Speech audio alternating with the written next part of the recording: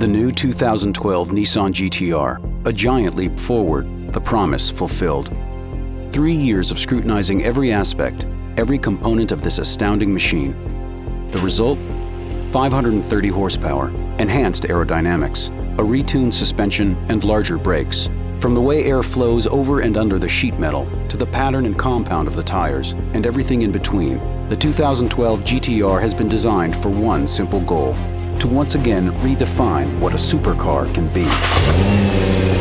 To know where you're going, you must first understand where you've been.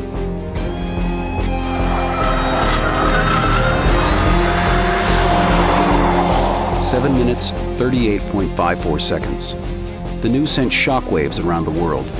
In 2007, at a time attack at Germany's legendary Nürburgring, the world's most torturous track, the all-new Nissan GT-R became the world's fastest production car. The GT-R proved up to the ring's challenge, shattering the current record, then held by Porsche. But for Chief Engineer Kazutoshi Mizuno, the man who brought Nissan to Le Mans, this remarkable feat was merely a glimpse of what the GT-R could be. He promised an endless evolution, with a giant leap to come 3 years later.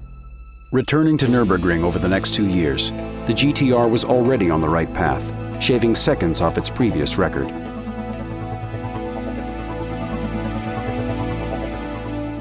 And now, the story continues. A return to the ring for the development and testing of the 2012 Nissan GT-R. GT-R customers have very high expectations. The team has devoted the past 3 years to ensure the GT-R achieves not just the fastest times, but the world's highest performance in all areas.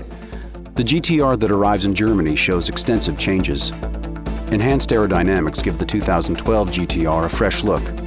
Coefficient of drag is reduced from 0.27 to 0.26, thanks in part to the revised front and rear fascia. Equally impressive is a 10% increase in downforce. Horsepower climbs to 530, 45 more than last year's model. Still, fuel efficiency is improved, and CO2 emissions are reduced. Mizuno knows this car is better. The question is, how much?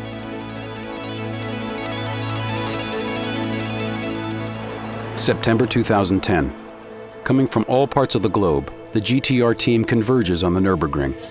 A hand-picked group of designers, engineers, factory workers, and of course, test drivers. Many disciplines, one goal: reaffirm the GT-R's status as the world's fastest production car. Known as the Green Hell, the Nürburgring is 13 miles long with 73 bends.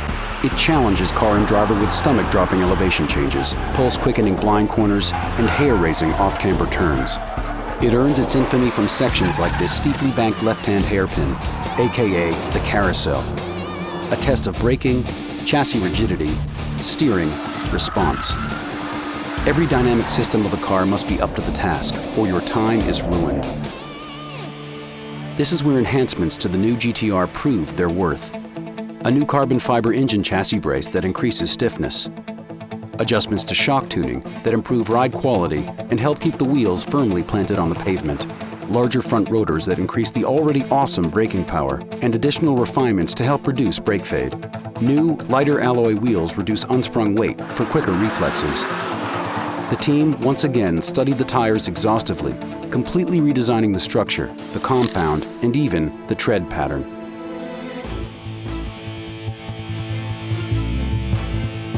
As the driver pulls in from one of the initial time attacks, Mizuno checks the lap time. 7 minutes, 24.22 seconds. Already 2 seconds faster than the previous year. But the team wastes no time celebrating. They've got work to do.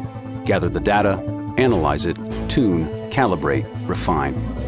And then it's back to the ring for another attack. A process repeated over and over.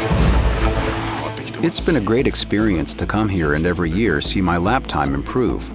I have a sense of being one with the car. I can drive it exactly the way I want to. The time had come to go for the record. Unfortunately, the weather that had been threatening all day moves in. The rain means the GT-R doesn't get the opportunity to record an official time. The earlier trial run of 7:24:22 will have to stand unofficially. We are almost finished. When I look at the results from the various tests, I'm convinced the car is becoming even better than I expected. Even though the time of 7 minutes, 24.22 seconds is not full potential, we will accept that and move on to the next step. 7 minutes, 24.22 seconds. Official time or not, the Nissan GT-R has fulfilled its mission.